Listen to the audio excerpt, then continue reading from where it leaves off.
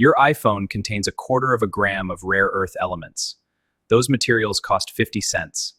Getting them requires 34 kilograms of mined rock. 90% of those materials are processed in a single country, in facilities the world's journalists are blocked from entering. China did not stumble into this position. They spent 40 years building it, and the West spent 40 years letting them.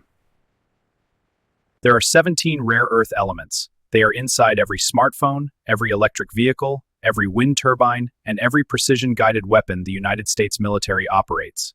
In 1992, Deng Xiaoping stood in Jiangxi province and declared, "The Middle East has oil, China has rare earths." Then he had those words carved in stone.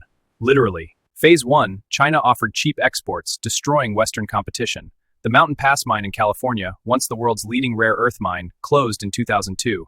It could not compete. Phase 2. In 1995, China bought Western Magnet Technology. General Motors sold its rare earth magnet subsidiary Magnequench for $56 million to a Chinese consortium, run by Deng Xiaoping's sons-in-law. That company supplied 85% of the neodymium magnets in every American smart bomb and guided missile.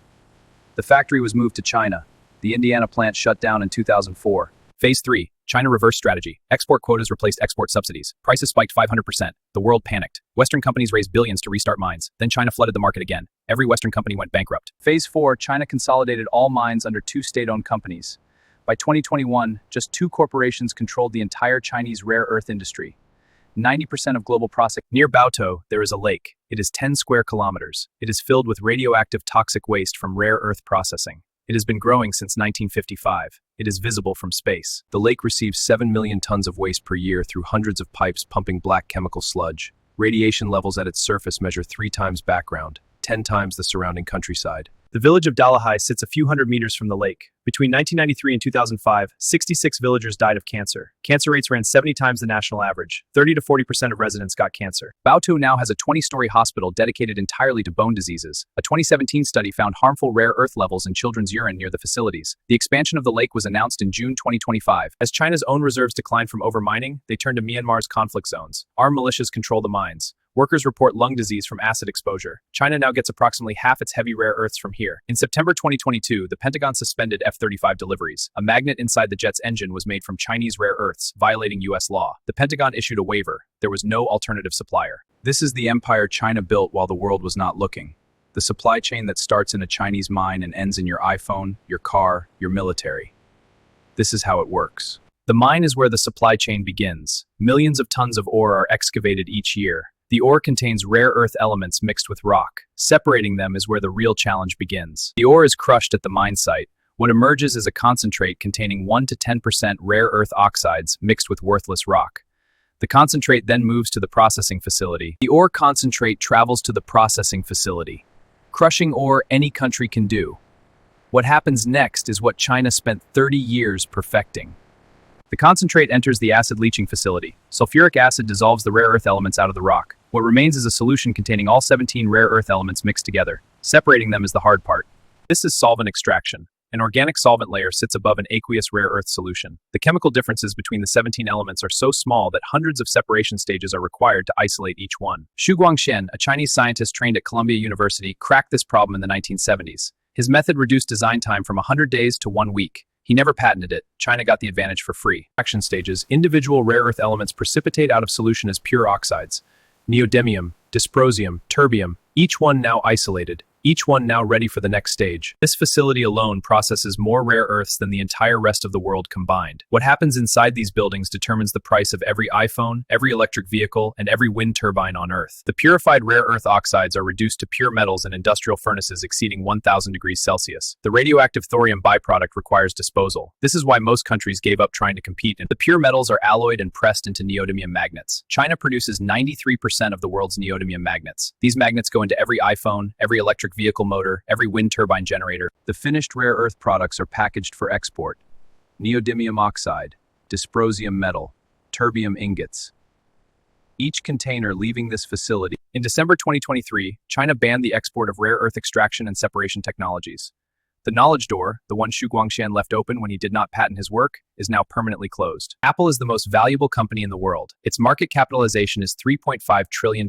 The entire production of its primary product depends on 0.24 grams of material it does not control. Rare earths are in the Taptic engine, in the speaker magnets, in the camera lens, in the Face ID system, in the MagSafe charging ring. Apple added more rare earth content with every new iPhone model. Apple sells 232 million iPhones per year. Its Daisy recycling robots recover rare earths from 1.2 million iPhones per year. That is 0.5%. Less than 1 in 200 iPhones is recycled by Apple's own system. This magnet contains neodymium and dysprosium. It weighs less than 1 gram. Without it, no iPhone vibrates, no electric vehicle motor turns, no wind turbine generates electricity. It is irreplaceable. Each F-35 contains 920 pounds of rare earth materials. The guidance systems, the radar, the electric motors, all of it requires materials China controls. In a Taiwan conflict, U.S. stockpiles run out in under 90 days. The Pentagon responded by investing $400 million in MP Materials, the American rare earth company. The government set a price floor, effectively subsidizing production at nearly 2 times market price.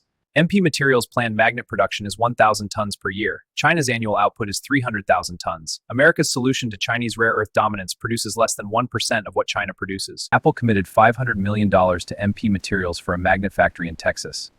It will not permanent for IP canons in 2027. No alternative exists today. In October 2025, China announced that any product anywhere in the world containing more than 0.1% Chinese origin rare earths requires a Chinese government export license. Any product, anywhere, including foreign-made iPhones assembled in India. China suspended that rule 1 month later after diplomatic pressure, but it can reactivate it at any time. The precedent has been set. China has claimed the right to veto any product on Earth that contains its materials. The West has fallen into this trap 4 times. China restricts supply. The West panics and funds alternatives. China floods the market. Western companies go bankrupt. Dependency deepens. The cycle has repeated since 2010 with no sign of ending. Molycorp raised $1.7 billion. Its stock hit $80 per share. Then China flooded the market. Molycorp filed for bankruptcy. Stock fell to 36 cents. The mine sold at auction for $40 million, partly to a Chinese state-linked buyer. These facilities run every night. While Western politicians debate funding programs, Chinese state facilities are processing the materials the entire world's technology sector depends on. The gap is not closing. It is widening. China's own government acknowledged the environmental damage from rare earth mining would cost $5.5 billion to clean up and take 100 years to restore. The revenues from the same mining totaled $4 billion. Cleanup costs more than everything they ever earned. Vegetables grown near Ganzhou rare earth mines contain rare earth elements at 33 times the level considered safe for human consumption. This is the agriculture that feeds the region around the mines that supply your phone. Apple's VP of Environment admitted internally that recycling is as much about supply chain resilience as sustainability. The green marketing is also a survival strategy. If China fully restricts rare earth exports, iPhone production halts within weeks. The dysprosium in your iPhone's magnets increasingly comes from Myanmar's conflict zones. Workers report fatal accidents when trucks fall into sinkholes, chemical burns from acid exposure. This is the supply chain behind the phone in your pocket. Producing 1 ton of rare earths generates up to 2,000 tons of toxic waste. 75 cubic meters of acidic wastewater, 9,600 cubic meters of waste gas, 1 ton of radioactive material. This is the environmental cost of every iPhone. Less than 1% of rare earths globally are recycled. 1 ton of used iPhones contains 324 times more gold than 1 ton of gold ore. The most valuable untapped rare earth deposit on Earth is in people's drawers and old phones never returned. When journalists attempted to visit the Baogang Tailings Lake in July 2025, they were stopped by 21 carloads of police and security guards. The lake was declared a business secret. It is 10 square kilometers. It is visible from space. The raw materials in this phone are worth approximately $1. The rare earths cost 50 cents to $3. The retail price is $1.99. The rare earths are 0.2% of the cost and 100% of the production risk. China controls 60% of global rare earth mining, 90% of processing, 93% of neodymium magnets, and 99% of heavy rare earth processing. Starting a Western processing plant costs $1 billion and takes 10 to 15 years. In 2025, the United States invested $13 billion across multiple rare earth programs.